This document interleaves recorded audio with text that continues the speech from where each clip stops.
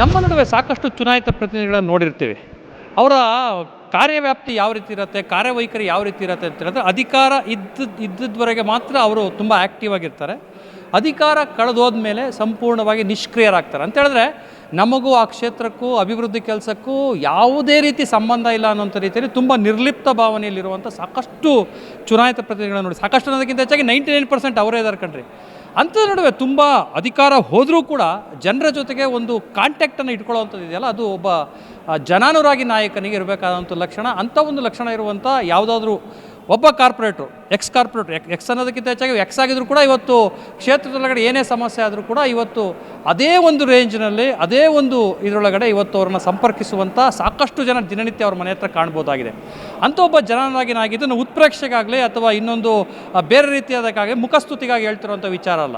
ಅವರ ಕ್ಷೇತ್ರದೊಳಗಡೆ ನಡೀತಿರುವಂಥ ಅಭಿವೃದ್ಧಿ ಕೆಲಸಗಳ ವಿಚಾರವನ್ನು ಗಮನಿಸಿದಾಗ, ಅವರು ಅದಕ್ಕೆ ಸ್ಪಂದಿಸ್ತಿರುವಂಥ ರೀತಿಯನ್ನು ಗಮನಿಸಿದಾಗ ಈ ಮಾತು ನಿಜಕ್ಕೂ ಕೂಡ ಅವರಿಗೆ ಅನ್ವರ್ಥ ಆಗೇ ಆಗುತ್ತೆ. ಅಂಥ ಒಬ್ಬ ಜನಾನುರಾಗಿ ನಾಯಕ ಯಾರಾದರೂ BBMP ಆದರೆ BBMP ಇತ್ತಿಗೆ GBA ಆಗಿದೆ, GBA ವ್ಯಾಪ್ತಿಯಲ್ಲಿದ್ದಾರೆ ಅಂತೇಳಿ ಅದು ಮಾಜಿ ಕಾರ್ಪೊರೇಟರ್ ಆಗಿರುವಂಥ NR ರಮೇಶ್ ಅವರು ಪ್ರತಿನಿಧಿಸುವಂಥ ಯಡಿಯೂರು ವಾರ್ಡ್ನಲ್ಲಿ ಅವರು ಅಧಿಕಾರ ಹೋದ ನಂತರದಲ್ಲೂ ಕೂಡ ಸಾಕಷ್ಟು ರೀತಿಯಾದಂಥ ಅಭಿವೃದ್ಧಿ ಕೆಲಸಗಳನ್ನು ಮಾಡ್ತಾ ಇದ್ದಾರೆ. ಅಂಥ ಒಂದು ಅಭಿವೃದ್ಧಿ ಕೆಲಸದಲ್ಲೇ ಮುಂಚೂಣಿ ನಿಲ್ಲುವಂಥ ಯಾವುದಾದ್ರೂ ಒಂದು ಕೆಲಸ ಇದೆ ಅಂದರೆ ನಾವೀಗ ನಿಂತ್ಕೊಂಡಿರುವಂಥ ಆಡಿಟೋರಿಯಂ ಮತ್ತು ಒಂದು ಸಮುದಾಯ ಭವನ. ಇವತ್ತು ಬೆಂಗಳೂರಿನಲ್ಲಿ ಸಹಜವಾಗಿ ನೋಡಿದಾಗ ಒಂದು ಮದುವೆ ಮಾಡಬೇಕು ಅಥವಾ ಒಂದು ಕಾರ್ಯಕ್ರಮ ಮಾಡಬೇಕು, ತುಂಬ ಅತಿ ಕನಿಷ್ಠ ಒಂದು ಸಣ್ಣ ಕಾರ್ಯಕ್ರಮ ಮಾಡಬೇಕು ಅಂತೇಳಿ ಲಕ್ಷದಷ್ಟು ಹಣವನ್ನು ಕೈಯಲ್ಲಿ ಇಟ್ಕೋಬೇಕಾಗ್ತದೆ.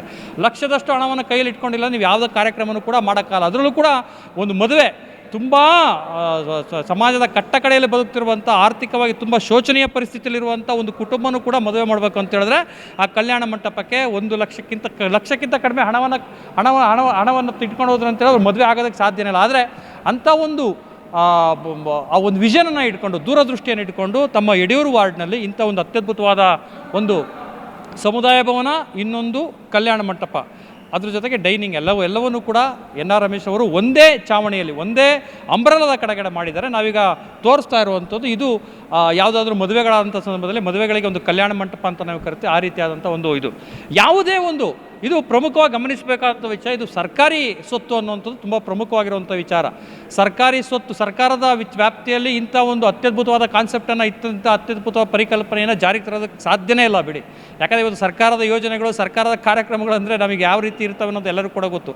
ಆದರೆ ಅದೆಲ್ಲದಕ್ಕಿಂತ ಅದಕ್ಕೆ ಅಪವಾದ ಅನ್ನೋಂಥ ರೀತಿಯಲ್ಲಿ ಒಂದು ಅತ್ಯದ್ಭುತವಾದ ಒಂದು ಕಾನ್ಸೆಪ್ಟನ್ನು ಇಟ್ಕೊಂಡು ಈ ಒಂದು ಸಮುದಾಯ ಭವನ ಮತ್ತು ಕಲ್ಯಾಣ ಮಂಟಪವನ್ನು ಮಾಡಿದರೆ ನಾವು ಮೇಲೆ ನೋಡಿದ್ವಿ. ಪುನೀತ್ ರಾಜ್ಕುಮಾರ್ ಇನ್ನೂ ಪ್ರಮುಖವಾಗಿ ಇಬ್ಬರು ಮಹನೀಯರನ್ನು ನೆನೆಸ್ಕೊಳ್ಳುವಂಥ ಕೆಲಸವನ್ನು NR ರಮೇಶ್ ಅವರು ಮಾಡಿದ್ದಾರೆ. ಒಂದು ಕರ್ನಾಟಕ ರತ್ನ ಪವರ್ ಸ್ಟಾರ್ ಪುನೀತ್ ರಾಜ್ಕುಮಾರ್ ಅವರು ನೆನೆಸ್ಕೊಳ್ಳುವಂಥ ಒಂದು ಅತ್ಯದ್ಭುತವಾದ ಒಂದು ಆಡಿಟೋರಿಯಮನ್ನು ಮಾಡಿದ್ದಾರೆ. ತುಂಬ ಅತ್ಯದ್ಭುತವಾದಂಥ ಆಡಿಟೋರಿಯಮ್ಮು. ಅದೆಲ್ಲದರ ಜೊತೆಗೆ ನಾವು ನಿಂತ್ಕೊಂಡಿರುವಂಥ ಈ ಒಂದು ಸಮುದಾಯ ಭವನ ಅಥವಾ ಕಲ್ಯಾಣ ಮಂಟಪ ಅಂತಲೇ ಕರಿಬೋದು. ಈ ಒಂದು ಕಲ್ಯಾಣ ಮಂಟಪದಲ್ಲಿ ಒಂದು ಮದುವೆ ಮಾಡ್ಬೇಕಂತ ಹೇಳಿದ್ರೆ, ಈಗ ಯೂಶ್ವಲಿ ನಾವು ಹೊರಗಡೆ ಹೋದ್ವಿ ಅಂತ ಹೇಳಿದ್ರೆ ಲಕ್ಷಾನುಗಟ್ಟಲೆ ಆಗುತ್ತೆ. ಅದು ಈ ಒಂದು ಕಲ್ಯಾಣ ಮಂಟಪದಲ್ಲಿ ಮದುವೆ ಮಾಡ್ಬೇಕಂತ ಹೇಳಿದ್ರೆ 70,000 ರಿಂದ 75,000 ಹಣ ಕೊಟ್ಟರೆ ಸಾಕು. ಮತ್ತು ಅಲ್ಲಿರುವಂಥ ಮೇಲಿರುವಂಥ ಇನ್ನೊಂದು ಪುನೀತ್ ರಾಜ್ಕುಮಾರ್ ಅವರ ಆ ಒಂದು ಆಡಿಟೋರಿಯಂ ಇದೆಯಲ್ಲ, ಆ ಒಂದು ಕಾರ್ಯಕ್ರಮ ಇವತ್ತು ಸಿನಿಮಾ ಕಾರ್ಯಕ್ರಮಗಳಾಗ್ತವೆ, ಯಾವುದೋ ಒಂದು ಕಾರ್ಯಕ್ರಮ ಆಗುತ್ತೆ, ಯಾವುದೋ ಒಂದು ಶಾಲಾ ಕಾರ್ಯಕ್ರಮಗಳು, ಅದೆಲ್ಲ ನಡೆಸೋದಕ್ಕೂ ಕೂಡ ಇವತ್ತು ಲಕ್ಷಾಂತರ ಹಣವನ್ನು ಖರ್ಚು ಮಾಡಬೇಕಂತ ಪರಿಸ್ಥಿತಿ ಇದೆ.